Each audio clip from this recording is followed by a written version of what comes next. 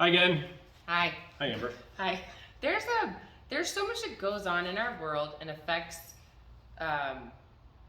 lending and money, Which affects real estate. which affects real estate largely.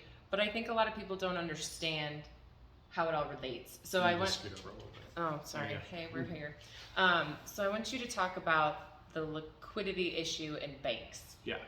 So the overall thing that we're talking about is, why are interest rates still high? Yeah. If Good we question. feel like inflation is starting to peak and starting to come down, which data tells us inflation is on its way down, Yep. and it looks like it will be into the future. For instance, today is the 15th of June, and the Federal Reserve met and they did not hike rates for the first time since March of 2022. Oh my gosh. Because they see on the horizon that the economy is starting to turn down a little bit, which is what we want for rates to go lower. Yes. Stop Why are- buying stuff. Yeah. Why are rates still higher? Rates are still higher because of several things that have recently happened. One was the debt ceiling crisis, right? So that was just a big negotiation standoff between Republicans and Democrats. Pretty much. They raised the debt ceiling, fine, but it introduced a hint of uncertainty into the global economic order. If the US defaults on its debt, everything implodes.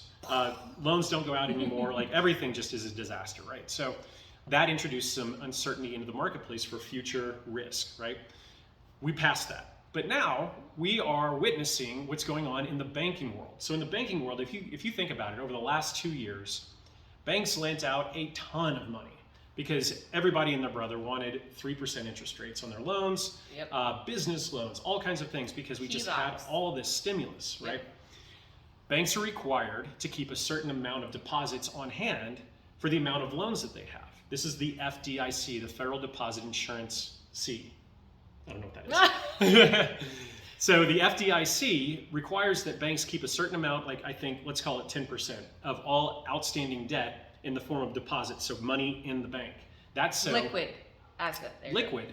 So we don't have a run on the bank like we did in the 20s in the Great Depression, and people thought, oh no, my bank ran out of money, I better go get some, right? So the FDIC is supposed to protect against that. Now, banks have all of these outstanding loans, and they're not getting paid off because people are staying in homes. They don't want to pay off an interest rate of 3%, and now we're in an interest rate of 6.5%, 7%, whatever. So banks are now forced to create liquidity by selling something. Like, what do banks have that they can sell to create money, liquid money, so they don't go under because the federal government closes them down? So the federal government oversaw the Silicon Valley Bank. That one failed because they lost all their deposits. What banks, and this is big banks, Wells Fargo, Chase, big boys, are doing is they're selling US Treasuries to raise money. So when you sell a treasury, the price goes down of a treasury, interest rate goes up.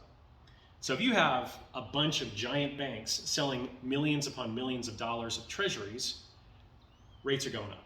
That is so interesting. Yeah, so it's a factor of, not only does the federal government, through monetary policy, control interest rates, the open market also controls interest rates. And this is what's happening right now. So when you see rates and you're like, why are they so high? This is just one of the many reasons of what's going on. Another interesting part of this is home equity lines of credit. Oh, yeah. They're not giving them out, right? Some banks are just not doing them right now because of that exact reason. That's right. Yeah. So a couple of credit unions, smaller ones that I know of here around town, are no longer giving out HELOCs, home equity lines of credit, unless you're a current member. So if you're a member, Right. they'll do it because they know they have deposits of yours. But they're offering CDs. They're like, please give us your money, please. Right. You know, Just need some liquid. just need some liquid money. Yeah.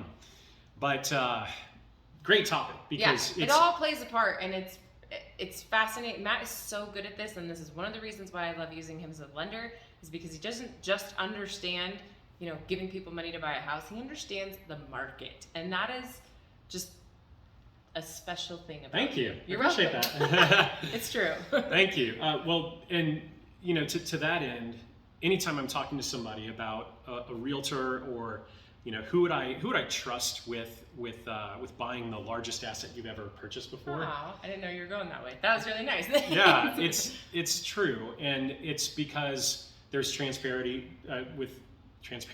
Yeah. with Amber, and if she thinks a house sucks, she's going to tell you it sucks. I Don't buy it. literally just did the other day. But yes, no, we're a great team, but we're also a great team because of our knowledge and how we share it. So thank you. Yeah, of course. Yeah, thank you. We'll see you guys next time.